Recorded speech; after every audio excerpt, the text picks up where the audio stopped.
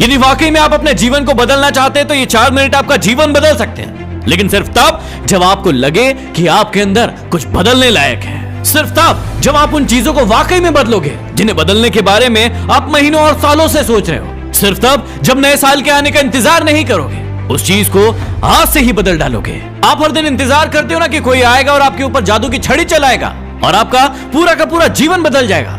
क्या वाकई में आपको ऐसा लगता है कि ऐसा होगा, या सिर्फ बहानों के तले अपने जीवन को दबाए चले जा रहे हो? पहले लेट उठने का बहाना बनाया, उसके बाद बहाना बनाया पढ़ाई ना करने का, और उसके बाद अब कह रहे हो कि यदि आपकी कोई मदद कर देता तो आज आप कहीं और होते। याद रखना कि मूर्खों की लिस्ट में सिर्फ और सिर्फ समस्याएं होती है और समझदार की लिस्ट में उन समस्याओं का समाधान। आपको सिर्फ ये क्यों लगता है कि सिर्फ आपके जीवन में ही समस्याएं चल रही है, बाकी किसी और के जीवन में कोई समस्या ही नहीं है? अरे थोड़ा बाहर निकल कर तो देखिए उन लोगों को जिनके पास सोने के लिए घर नहीं है, वो रोड पर सो रहे हैं, उनके पास ओढ़ने के लिए कंबल नहीं है, ठंड में ठिठुर रहे हैं। अरे उन लोगों को देखिए जिनके पास पैर ही नहीं है, आंखें नहीं है, हाथ नहीं है।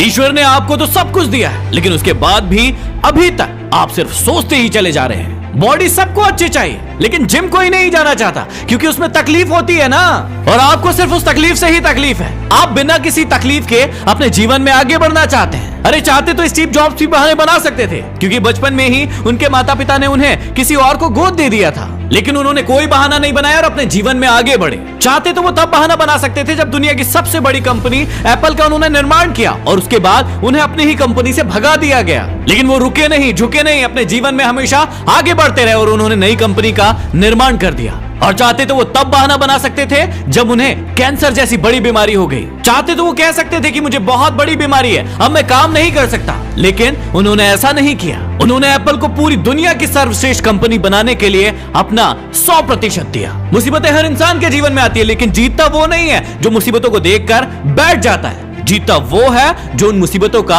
उन समस्याओं का हल निकालता है और अपने जीवन में हमेशा आगे बढ़ता है। आप अपने आप से पूछिए कि आप मुसीबतों के सामने डटकर खड़े रहने वाले हैं या फिर हार मानकर बैठ जाने वाले हैं। हार कर बैठ जाने वालों का ये दुनिया कभी सम्मान नहीं करती, वो कभी भी दुनिया में जीतते नहीं है, वो कभी भी दुनिया में आगे नहीं बढ़ पाते हैं। याद रखना कि सिर्फ अकेले रेस में दौड़कर जीतने से अच्छा है कि 10 लोगों के साथ दौड़े और हार जाए। अरे आप अपनी काबिलियत का पता तो लगाइए कि आपके अंदर क्या है और क्या नहीं। आप तो शुरू में ही डर जाते हैं। जब भी कोई काम शुरू करते हैं, एक आधी हार आपके सामने आती है और आप हार कर बैठ जाते हैं। अपने आप से प्रश्न क्यों नहीं करते हैं आप कि आपको इस जीवन से चाहिए क्या?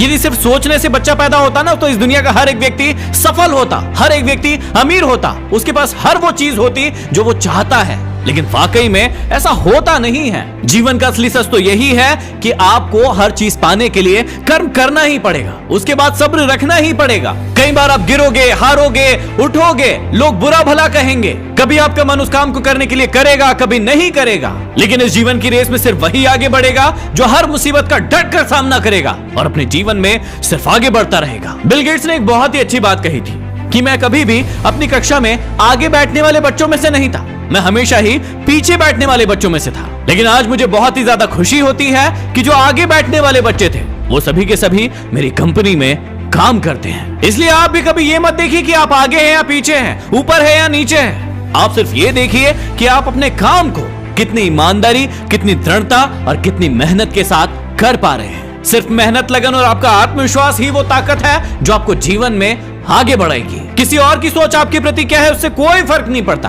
फर्क इस बात से पड़ता है कि आप खुद अपने बारे में क्या सोचते हैं। इस नए साल में अपने आप को एकांत में बिठाइए और अपने आप से पूछिए कि आपके अंदर कौन सी चीज सही है और कौन सी चीज गलत है। आप किन चीजों को इंप्रूव